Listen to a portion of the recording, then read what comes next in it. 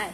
So last video में हमने ये देखा था कि हमको वोटिव इंस्क्रिप्शंस की हेल्प से ये पता चला था कि वहाँ कैसी कैसी ऑक्यूपेशंस अवेलेबल थी, कैसे वो लोग एक दूसरे को गिफ्ट्स भी दिया करते थे। उन गिफ्ट्स पे वो जो लिखा होता था, गिफ्ट के ऊपर जो इंस्क्रिप्शन होती थी, किसने बनाया, किसको दिया, वो कहलाती थी वोटिव इंस्क्रिप्शन।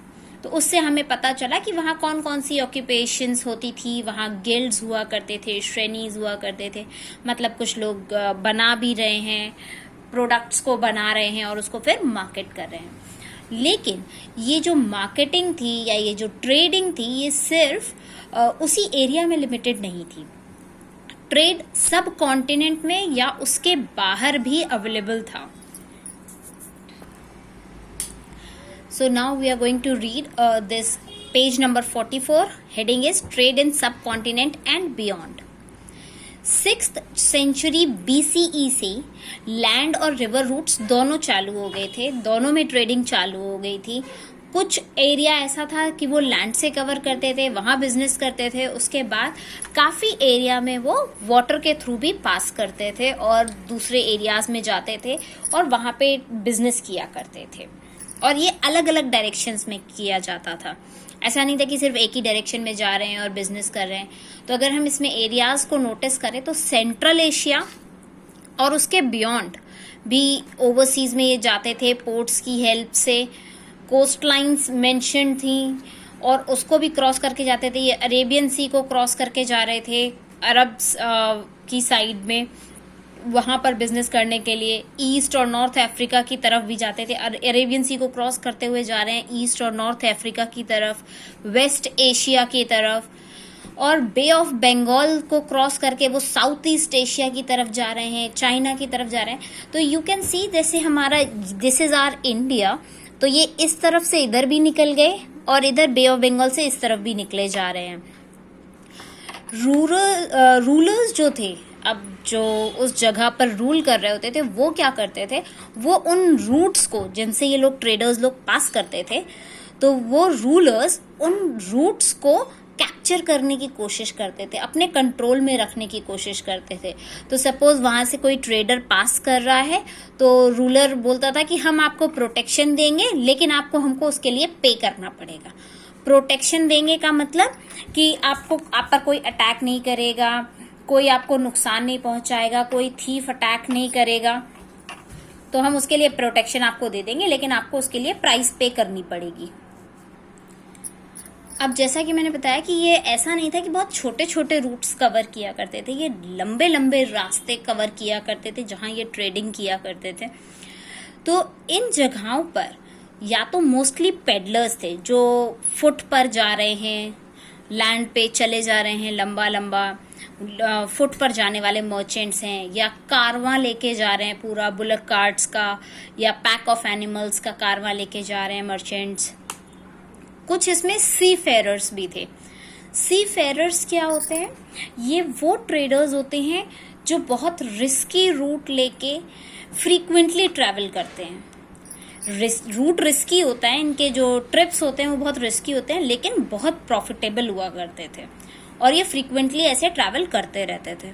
जो सक्सेसफुल मर्चेंट्स हुआ करते थे उनको मसत्वान नाम दिया जाता था तमिल में, तो तमिल में उनको मसत्वान कहते थे।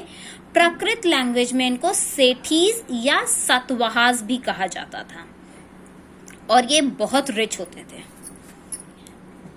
और रिच होते थे क्योंकि ये बहुत सारी चीजों का ट्रेडिंग किया करते थे। और इनकी ट्रेडिंग में अगर हम नोटिस करें तो जो चीजें ये कैरी करके ले जाते थे उसमें salt, grain, cloth, metal, ores और कई सारे फिनिश्ड प्रोडक्ट जैसे स्टोन, टिम्बर, मेडिसिनल प्लांट्स कुछ हैं जो मेंशन्ड हैं। स्पेशली पेपर का ये ट्रेडिंग किया करते थे। As we know that our India was known as was famous for black gold, that is black pepper. और स्पाइसेस में हमारा एशिया एनीवेज बहुत ज़्यादा फेमस रहा है बीते हुए टाइम से। तो ये स्पाइसेस स्पेशली उसमें से पेपर होता था जिसकी ट्रेडिंग किया करते थे। और ये स्पाइसेस कहाँ जाती थी, या तो यूरोप साइड जा रही थी और या फिर रोमन एम्पायर साइड जा रही थी। तो मेजॉरिटी इनकी रोमन एम्पायर में बहुत डिमांड हुआ करती थी। इसके अलावा टेक्सटाइल्स और मेडिसिनल प्लांट्स भी एशिया से बहुत डिमांड में रहते थे, जो पहले ट्रांसपोर्ट किया जाता था, और ये पूरे अरेबियन सी से लेके मेडिटेरेनियन तक जाया करते थे। और ये बहुत कॉस्टली बिकता था, इसीलिए, लेकिन रिस्की रूट होता था, इसीलिए ये मसतवान या फिर सेठी सतवाहास ये बहुत रिच हुआ करते थे, क्योंकि ये इतना टैक्टफुली उसको लेके जाते थे, इतने केयरफुली लेके जाते थे रिस्की रूट से, लेकिन उनको बेनिफिट बहुत मिलता था, बहुत ज़्यादा प्रॉफिट हो जाता था। नेक्स्ट हम देखेंगे कॉइन्स एंड किंग्स। तो कॉइन्स और एंड किंग्स की जब हम बात करते हैं, तो किंग्स अपना रूल दिखाने के लिए कि हमारा रूल चल रहा है, यहाँ हमारा ऑर्डर चलता है, उसको दिखाने के लिए कॉइनेज स्टार्ट किया हुआ था। उन्होंने इंट्रोडक्शन किया था कॉइनेज का, और इसने काफी हद तक ये जो ट्रेडिंग था या ये जो एक्सचेंज सिस्टम था उसको इजी बना दिया था। तो पहले जो कॉइन्स होते थे वो पंच मार्क्ड कॉइन्स होते थे, सिल्वर या कॉपर के ऊपर कोई एक पंच कर दिया जाता था, तो वो कॉइन की तरह काम करते थे। This happened in 6th century और 6th सेंचुरी BCE और उसके बाद से। और ये minted earliest to be minted and used, if you focus on this word, जितना ये देखा जाता है ये मिंटेड और यूज किए गए थे, मतलब ये वहां उस टाइम पर बनाए भी गए थे और इनको यूज किया जाता था, इसके एविडेंसेस मिलते हैं, क्योंकि उस टाइम के हमको कॉइन्स भी एक्सकेवेशन के टाइम पे मिले हैं। क्योंकि जब एक्सकेवेशन किया गया तो ऐसे कॉइन्स मिले, पूरे सब कॉन्टिनेंट में मिले, तो इससे पता चलता है कि पूरे सब कॉन्टिनेंट में यहाँ से कॉइन्स लिए गए, आगे उनको एक्सचेंज किया गया, तो ट्रेडिंग की जाती होगी इन कॉइन्स के थ्रू, इसके एविडेंसेस हमको मिलते हैं। अब जो न्यूमिज्मेटिस्ट जैसा कि हम जानते हैं, ये वो लोग होते हैं जो कॉइन्स के ऊपर स्टडी करते हैं। तो न्यूमिज्मेटिस्ट्स ने, मतलब एक्सकेवेशन में कॉइन्स निकले तो वो न्यूमिज्मेटिस्ट्स के पास गए और उन्होंने उन कॉइन्स को स्टडी किया और हिस्ट्री को वापस रिकंस्ट्रक्ट करने की कोशिश की, और पूरा कमर्शियल नेटवर्क जो उनका रहा होगा उसको डिस्कवर करने की कोशिश की गई। कई ऐसे अटेम्प्ट्स भी किए गए जिसमें कुछ जो सिंबल्स पंच मार्क किए गए थे कॉइन्स पे, क्योंकि वो तो एज इट इज रहने वाले थे, उनमें कुछ चेंज नहीं होने वाला था, तो उन सिंबल्स को स्टडी करने के लिए कोशिश की गई कि वहां पे उस टाइम पे कौन सी रूलिंग डायनेस्टीज रही होंगी मौर्यंस के साथ। तो ये इससे पता चलता है कि ये सारे के सारे जो कॉइन्स थे वो किंग्स इशू किया करते थे, और जो मर्चेंट्स, बैंकर्स और टाउन के जो लोग थे वो भी कुछ ऐसे थे जो कॉइन्स इशू कर देते थे, but majority of the coins Kings issue किया करते थे। जो पहला कॉइन जिसके ऊपर नाम या इमेज किसी रूलर की देखने को मिली है वो इंडो ग्रीक है, उसको इंडो ग्रीक्स ने इशू किया था, जिन्होंने पूरा का पूरा अपना कंट्रोल कर लिया था north western part of the sub continent, कि जो हमारे सब कॉन्टिनेंट का नॉर्थ वेस्टर्न पार्ट था, इंडो ग्रीक ने वो पूरा का पूरा कैप्चर कर रखा था during the 2nd century BCE। और उन्होंने सबसे पहला कॉइन ऐसा मिला जिसपे नाम और इमेज दोनों मेंशन थी। जो पहला गोल्ड कॉइन मिला है वो 1st सेंचुरी में इशू किया गया था कुशानाज के थ्रू। कुशानाज जो अपने आप को सन ऑफ गॉड कहा करते थे, और ये ऑलमोस्ट सिमिलर है वेट में जो कि कंटेम्प्रेरी रोमन एम्परर्स इशू किया करते थे। जैसा रोमन एम्परर्स इशू किया करते थे ये ऑलमोस्ट वैसा ही है, या फिर पार्थियन रूलर्स जो थे ईरान के, वो जो कॉइन इशू किया करते थे ये ऑलमोस्ट वैसा ही कॉइन देखने को मिला। और कई सारी ऐसी साइट्स भी मिली नॉर्थ इंडिया और सेंट्रल एशिया की तरफ जहां ये कॉइन्स भी देखने को मिले हैं। जो गोल्ड कॉइन्स थे वो ये दिखाते हैं, मतलब एक तो पूरे सब जगह गोल्ड कॉइन्स मिले, जब एक्सकेवेशन हुआ तो मोस्ट ऑफ द पार्ट में गोल्ड कॉइन्स देखने को मिले हैं। और ये बताते हैं, इनसे ये भी पता चलता है कि कितना ज़्यादा वैल्यू रहा होगा, ट्रांजैक्शन कितना ज़्यादा होता होगा, कि एक जगह से गोल्ड कॉइन के लेवल पर, gold coin is a precious thing, gold is a precious thing, तो गोल्ड कॉइन का जब एक्सचेंज हो रहा होता है तो ये बता सकते हैं कि हाँ बहुत हाई वैल्यूड चीज़ों को की ट्रेडिंग की जा रही होगी। हम इसको वापस सम अप देखेंगे कि पार्थियन रूलर्स, रोमन एम्पायर्स के टाइम पे जो कॉइन्स मिले हैं वैसे ही कॉइन्स कुशानाज ने भी इशू किए हुए थे। ये गोल्ड कॉइन्स हर जगह फैले हुए हैं, हर जगह इनका ट्रांजैक्शन देखने को मिलता है। रोमन कॉइन्स जो थे वो होर्ड्स जैसा हमने पहले पढ़ा था ना, कि एक बड़ा सा बॉक्स जहाँ पे जो वैल्यूएबल चीजें थी उसमें भर कर रख दिया जाता था। तो ऐसे रोमन कॉइन्स के होर्ड्स हमको आर्कियोलॉजिकल साइट्स पे मिले हैं साउथ इंडिया में। तो ये शो करता है कि उनका ट्रेडिंग नेटवर्क कितना ज़्यादा बड़ा था। ये बियॉन्ड उनकी पॉलिटिकल बाउंड्रीज के पाया जाता था, क्योंकि रोमन एम्पायर की जो बाउंड्री थी वो साउथ इंडिया तक नहीं थी, वो पहले ही खत्म हो जाती थी, लेकिन साउथ इंडिया में भी उनके कॉइन्स का पाया जाना ये दिखाता है कि उनका जो ट्रेड था वो साउथ इंडिया तक भी हो रहा था। उनके बहुत क्लोज कनेक्शंस थे ट्रेड के थ्रू। ये भी बताते हैं कि ट्राइबल रिपब्लिक्स भी अपने कॉइन्स इशू किया करते थे, जैसे यहूदीज जो थे पंजाब और हरियाणा के ड्यूरिंग 1st सेंचुरी CE, उन्होंने भी कुछ कॉइन्स को इशू किया है। आर्कियोलॉजिस्ट को कई हजार ऐसे कॉपर कॉइन्स मिले हैं जो यहूदीज ने बनाए हैं या यहूदीज ने इशू किए हैं, जो कि ये दिखाता है कि यहूदीज का भी इंटरेस्ट था इकोनॉमिक एक्सचेंजेस में। और कुछ बहुत मैग्निफिशेंट काम के किए गए गोल्ड कॉइन्स भी देखने को मिलते हैं गुप्ता रूलर्स के टाइम पे। ये दिखाते हैं कि उनकी कितनी प्योरिटी थी।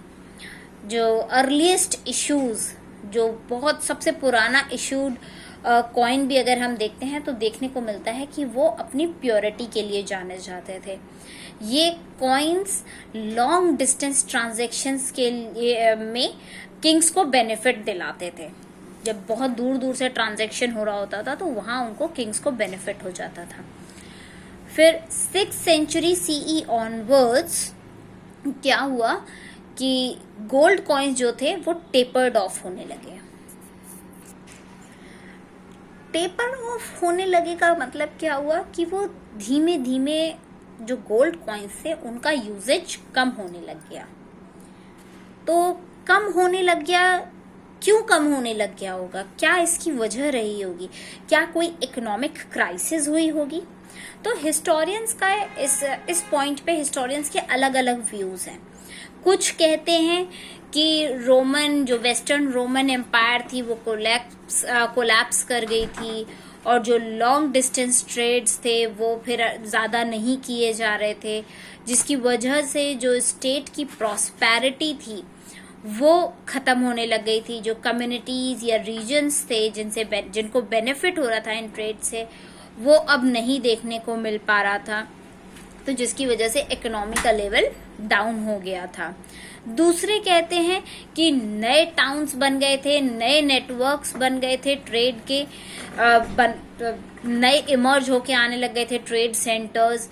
तो they also point out that though finds of coins of that time are fewer.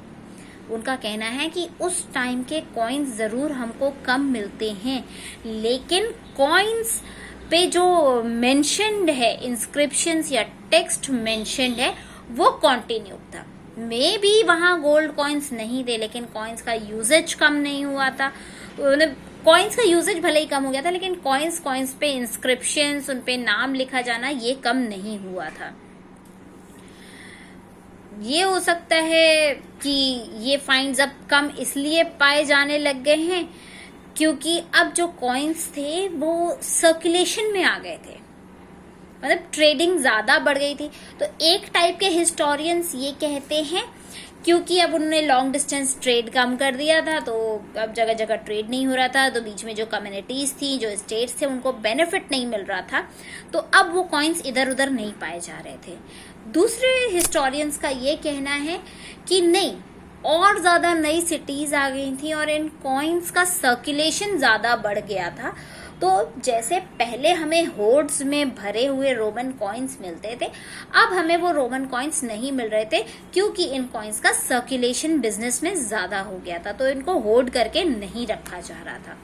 इधर आप देख सकते हैं, ये ट्राइबल कॉइन है, ये ट्राइबल एक स्ट्रक्चर बना हुआ है, ये एक वो लेकर स्टिक लिए हुए है जो ट्राइबल पीपल लिए रहते हैं। ऊपर ये पंच मार्क्ड कॉइन है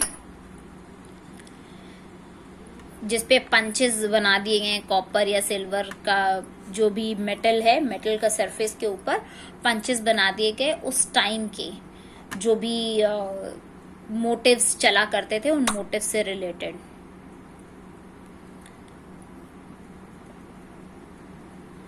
फिर यहाँ पे आप जो हमने अभी देखा कि गोल्ड कॉइन्स बहुत पर्टिकुलर अच्छे स्टाइल के गुप्ता कॉइन्स देखने को मिलते थे, तो these are the Gupta coins. ये गोल्ड कॉइन्स मिले हैं एक्सकेवेशन के टाइम पर।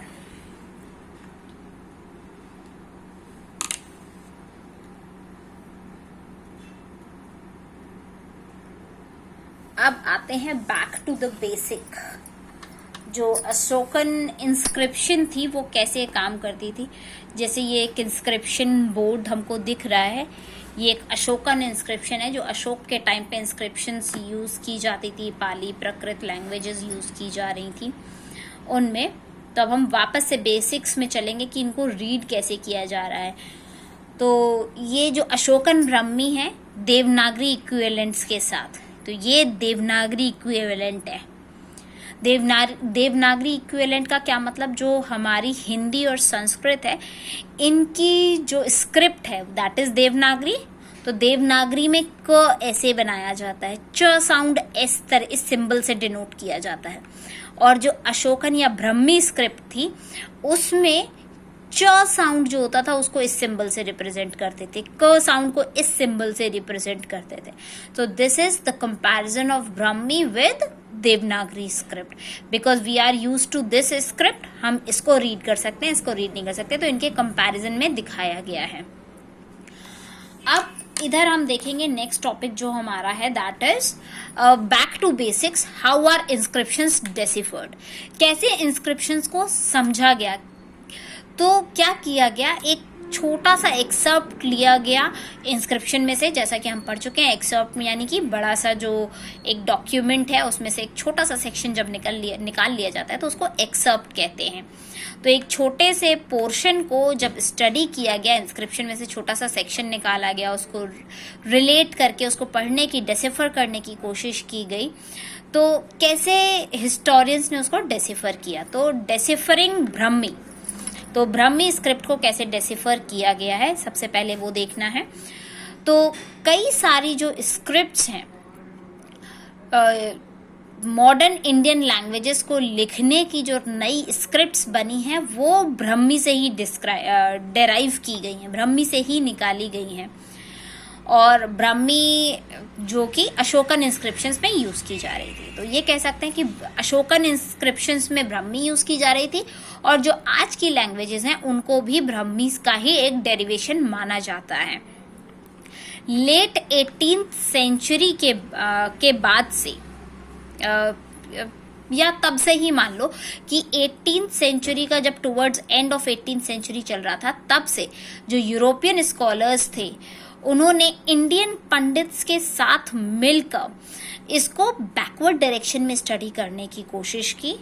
तो जो कंटेम्प्ररी बंगाली और देवनागरी जो स्क्रिप्ट मिली, जिन्हें मैन्यू स्क्रिप्ट्स कहते हैं, उनको कंपेयर करके देखा लेटर्स के साथ। ओल्डर स्पेसिमेन के जो लेटर्स हमको मिले हुए थे, जैसे ये ओल्डर स्पेसिमेन के लेटर्स मिले हुए थे, उनसे कंपेयर करके देखा उन्होंने बंगाली और देवनागरी स्क्रिप्ट को।